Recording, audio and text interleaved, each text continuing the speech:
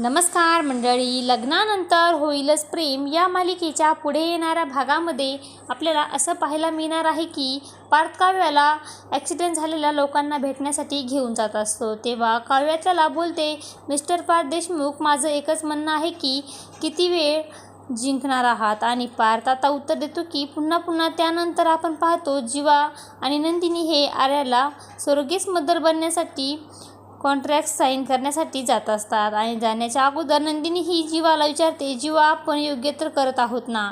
तेव्हा जीवा बोलतो, आपण दोघे एकत्र आहोत म्हणजे नक्कीच योग्य करत आहोत। त्यानंतर आता आपण पाहतो आर्याच्या समोर नंदिनी व जीवाने तयार केलेले कॉन्ट्रॅक्टचे पेपर ठेवलेले असतात आणि वकील सर्वांना सांगतात की या कॉन्ट्रॅक्ट्सनुसार विक्रम देशमुख आणि नंदिनी देशमुख यांच्या मुलाची सरोगेट आई होण्यासाठी आर्या सामंत तयार आहेत। आणि बाळाचा जन्म झाल्यानंतर त्यांचा आणि बाळाचा काहीही संबंध नाही असं पेपरमध्ये तयार केलेलं असतं। आणि त्याच वेळेस आपण पाहतो आर्या ही पेपरवर सही करत असते आणि सही करत असताना ती अचानकच स्तंभ होते। आणि त्याच वेळेस जीवा आणि नंदिनीच्या मनात देखील आर्याविषयी संशय निर्माण होतो।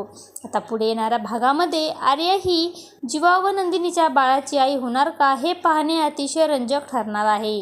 लग्नानंतर होईलच प्रेम या मालिकेचे सर्व अपडेट पाहण्यासाठी आपल्या चॅनलला लाईक करा, शेअर करा आणि सबस्क्राईब करायला विसरू नका। धन्यवाद।